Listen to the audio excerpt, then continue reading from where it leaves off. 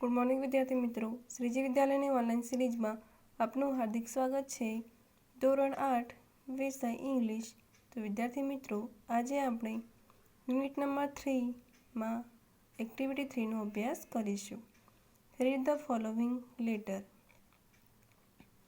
અહીંયા એક લેટર આપેલું છે, તે આપણે સમજવાનો છે. Tina lives in a town called Halol. એટલે કે ટીના હાલોલ નામના શહેરમાં રહે છે. તેન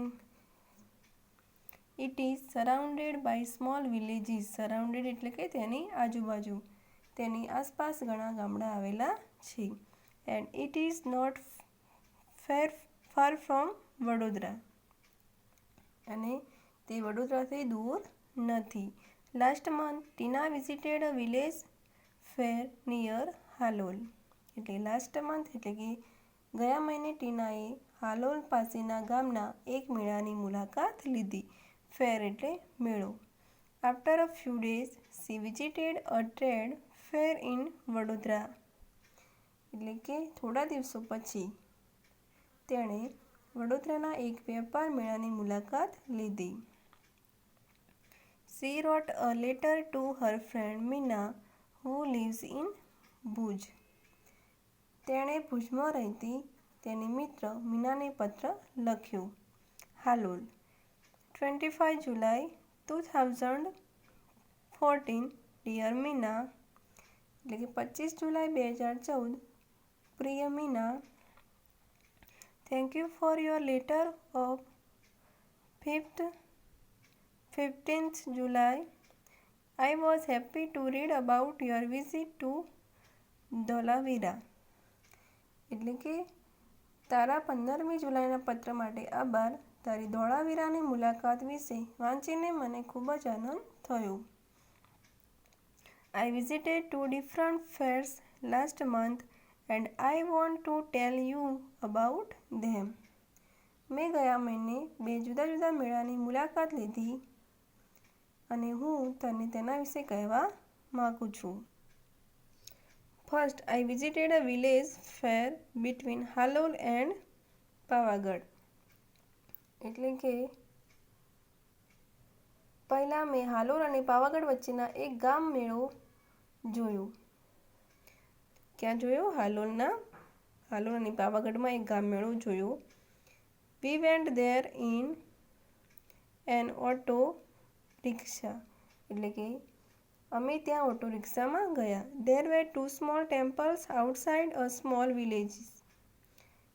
એટલે કે એ નાના ગામની બહાર 2 નાના મંદિરો હતા. I went there with my parents. હું ત્યાં મારા માતા પિતા સાથે ગઈ હતી. We reached there in the evening. The open ground between the 2 temples was full of people. અમે ત્યાં સાંજે પહોંચ્યા. 2 મંદિરો વચ્ચેનું ખુલ્લું મેદાન લોકોથી ભરચક હતું.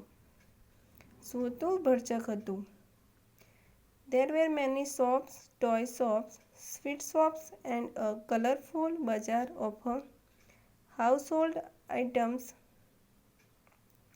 એટલે કે ત્યાં ઘણી દુકાનો હતી, રમકડાની દુકાનો, મીઠાઈની દુકાનો અને ઘર વપરાશની ચીજોની રંગીન બજાર. Some children were standing in front of a toy shop. એટલે કે કેટલાક બાળકો રમકડાની દુકાનની સામે ઊભા હતા. They were looking at a small plane.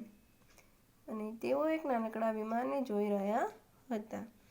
The shopkeeper was showing them an plane.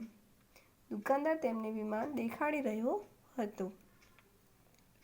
The children laughed with joy and clapped loudly.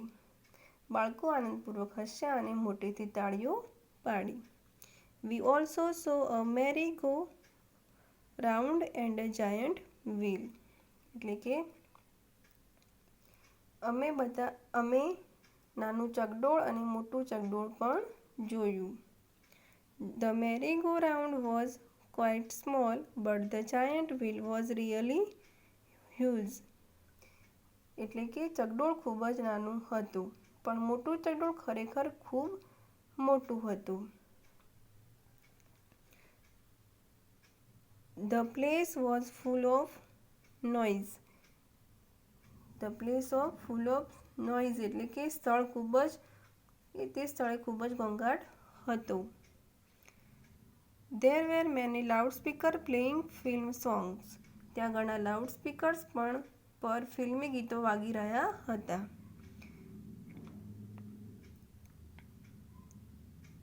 There were many children in the giant wheel. મોટા ચકડોળ પર ઘણા બાળકો હતા.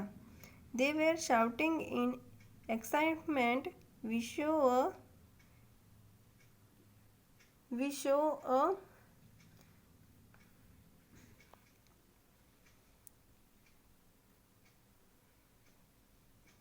They were shouting in excitement.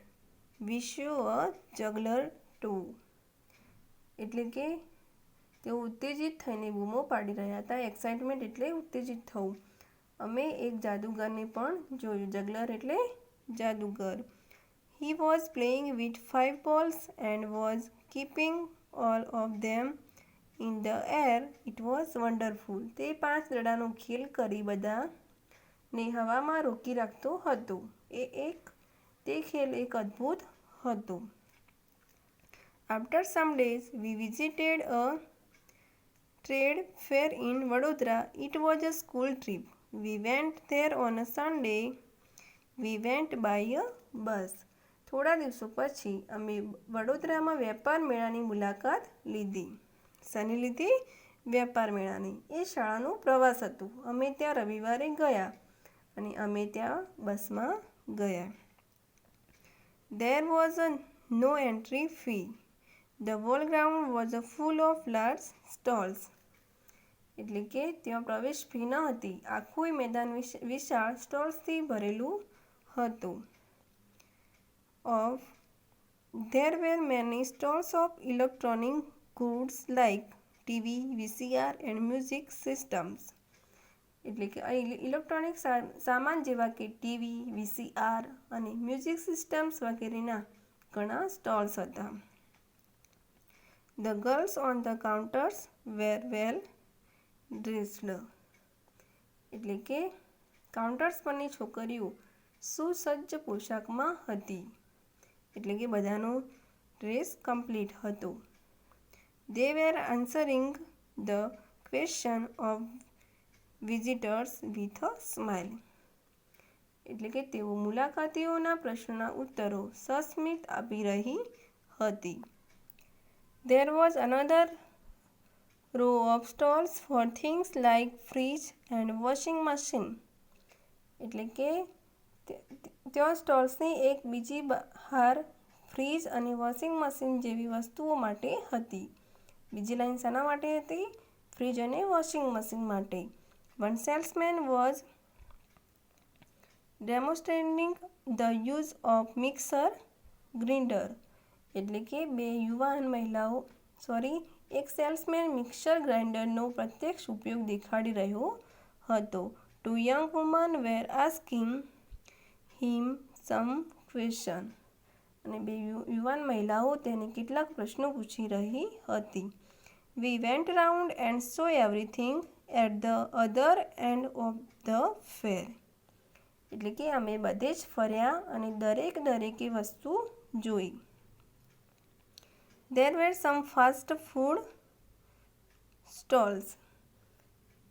અને મેળાને બીજે છેડે કેટલાક ફાસ્ટ ફૂડ સ્ટોલ્સ હતા. My friends ordered pizza and I ordered a glass of lassi.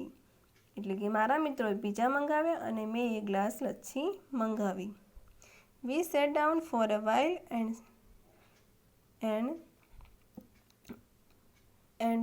savored the food. અમે થોડી વાર બેઠા અને ખોરાકનો સ્વાદ માણ્યો. There were a couple of sweet shops, but we did not buy any sweets. ત્યાં મીઠાઈની 2 દુકાનો હતી પણ અમે મિઠાઈ ન ખરીદી. We came back in the evening. અમે સાંજે પાછા આવ્યા. Okay, I will stop now. વારું, ઓકે એટલે કે વારું. હવે હું અટકું છું. Convey my regards to your parents એટલે કે convey my regards to your parents એટલે તારા માતા પિતાને મારા વંદન કહેજે. યોર સિન્સિયરલી ખરા દિલથી ટીના. Thank you.